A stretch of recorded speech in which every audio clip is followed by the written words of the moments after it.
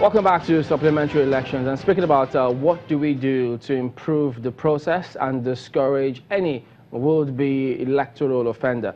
Well, Mr. Lugbe was suggesting that giving INEC 20 billion may not sort the problem out because they've got no will.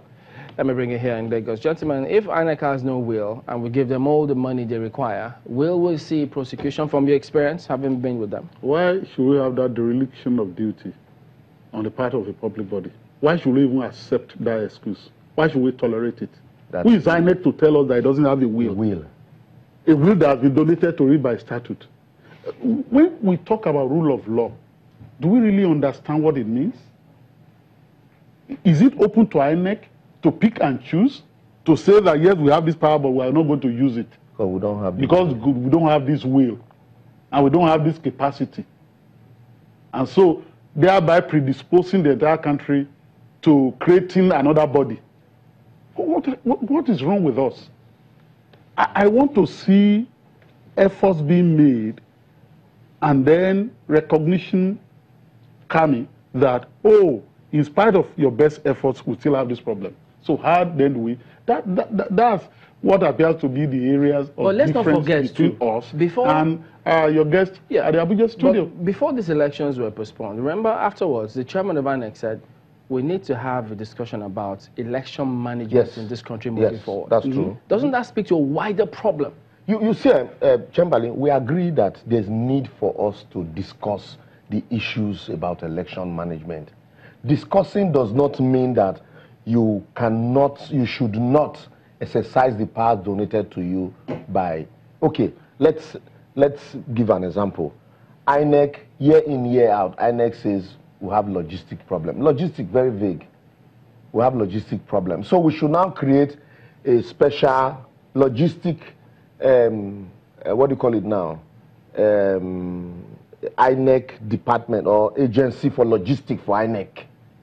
Is that what we should do now? And tomorrow INEC comes again and says, well, but would that be out of place, really? Because look, you know, part of the argument has also been that you create a special overwhelmed. Yeah, you create a special commission. Yes, a special commission now for logistics.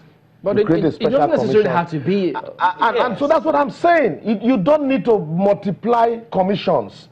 What you need to do, you have identified a problem. You ordinarily have ways you try handling these problems. But discussing them also what has happened to us? I was just thinking or imagining, when the British were here and they conducted the 1959 elections, the ballot paper that were used are very simple and not complicated. Did they print this in England? I just want to research the subject. You know where we print our ballot papers now? Belgium, Europe, everywhere. We have NSPMC. And what is wrong with us as a people? Even no, you see. So that's the point I'm making. I'm passionate about our institutions working. You see, every civil society person, and my learned friend in Abuja is talking about, it's coming from the background of civil society, talking about we need big institutions. We want our institutions to work. We don't want big men. We want institutions to work. INEC is an institution. Work now. Exercise the power that has been donated to you. You say, I don't have a will. I don't have the capacity. That's not how you build institutions. That's not how they work. This is not just idealism. It's reality. You must make those institutions work. And in the course of their working, if you now realize that their best effort will not make them deliver on their mandate, we then start thinking, what do we do? And I agree with him, we need to have this conversation. And this conversation has to be a continuous conversation. Because you have to review everything that you do. Yeah. It's part of human life. Subjecting yourself to even self-criticism to ensure that you perform better what you set out to perform, right? So I agree that we need to be having this continuous conversation. But while we are thereby engaged in that continuous conversation, that does not mean that we shouldn't do what the law has said we should do. I'm saying that INEC, if I were giving INEC to run, and you say, okay, this, you need a legal department. Maybe the INEC chairman is not, because it's a professor, he's not a lawyer. You need a legal, what do you need to do? You need to prosecute. Okay, let's employ prosecutors in our legal department so that it has a prosecution unit. Because the law allows us. So what's going to be the cost? To have 200 prosecutors all over the country, who will only be working during the cycle of election. Yeah. Are they going to be ad hoc? Are they going to be contract staff? These are the discussions. These are the discussions. What do we need to do? How would then we collaborate with the police? Because that's where the reports come from. If we have prosecutors and the reports are not good, you know, the crime investigation report is not solid, so this prosecutor can't do magic. The cases will fail. So how do we train the policemen to even apprehend electoral offenses, you know, perpetrators? So these are the issues. This is how you acquire the capacity. You can't sit back and say, we don't have the capacity anyway, so my primary responsibility is to conduct election. Under Section 2, and we talked about this when Mr. Ozzy was here yesterday, INEC has a responsibility as part of its core mandates and duties to conduct voters' education and civic education. So will it be acceptable for INEC to now say that, look, we don't have the capacity. This civic education aspect of it, go to National Orientation Agency, you cannot be talking about civic education. Even this, let's just be bothered about conducting election. That's the only thing that we need to do. And then ensure that politicians are given certificates of return in Abuja, you know, in fanfare. Certificates of return that you can post to them, so that night post that is more ribbon will work. So you need to have a big conclave. And the politicians storm Abuja and they say they are taking certificate of return. Turn it into a huge event. We chase shadows in this country. Certificate of return can be seamlessly posted to their. I was sitting down in Ikara and JAMB brought the letter through the post. Yes. I had no chance in hell to go and manipulate whether you know, am I going to be admitted? I just sat down there and I was issued an admission letter. So our system indeed can work. Okay? So let nobody tell me that you are not going to have this because unless we have this commission and all. Okay, if we have this commission and the commission says that I have no will. So what are we going to do? Yeah, sorry, Chamberlain, to add to this discussion, like GT has said, these are part of the discussions. These are part of the issues we need to discuss. Voters registration, these logistic problems. Why are we always having logistic problems? What can we do? How can we do it better? What should we do to ensure that elections are not postponed? How do we ensure that funds are available and that we are not held back by the whims and caprices of the National Assembly budgeting system? These are issues we need to discuss. Okay. And also, we've talked about these special commissions. Yeah. So if you're talking about voters' education, we need to create a special commission for it.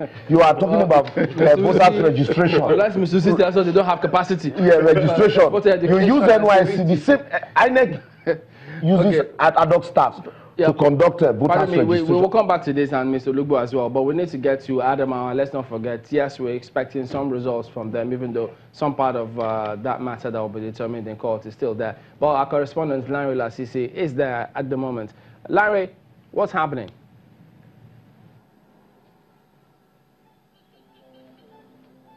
Well, Chamberlain, just as you said, the whole issue of the governorship election not being done right now seems to have taken a shine of what should be the attention being paid to Adamawa State. But two sets of elections took place here yesterday. One in Hong local government, where there was a supplementary election for a State House of Assembly seat.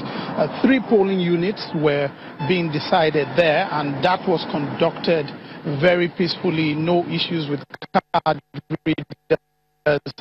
Turnout was impressive, and everything went smoothly in the evening.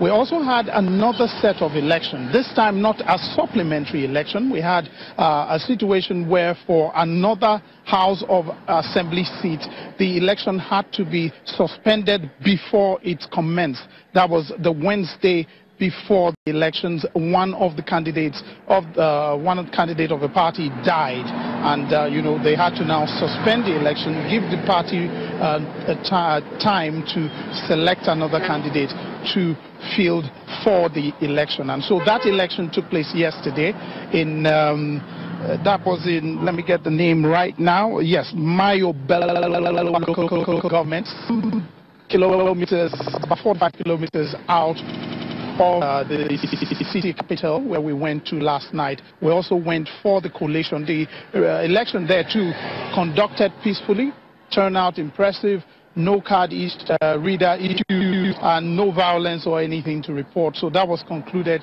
very early. The results trickled in till like 10-11, and by 12 the results were announced. Everything went well. And then we returned. We had to start the long I got into Yola like after 1 to 2. So for Adamawa, the elections, the supplementary elections and the other set of elections have been concluded. Results are announced, but other people will now be looking forward to the government, and that will not, we won't know the position that will take until Tuesday when the case resumes in court. Chamberlain. Yeah, Larry, first of all, I know how hot that song can be in Adamawa State, so I can imagine. But just a quick one. Did you have any conversation with residents there? Because some of them were actually looking forward to governorship elections before the court decision came through. What's their thinking in terms of when and how that election will eventually happen?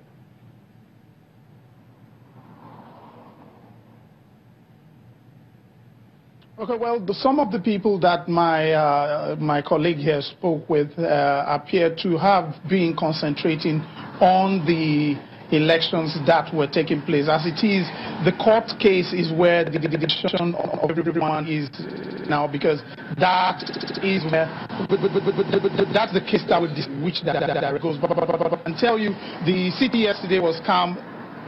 Expectedly, since nothing was happening in the city center, most people just went around about their businesses, and since we had to drive out of town, most people didn't have the need to even feel they were having elections.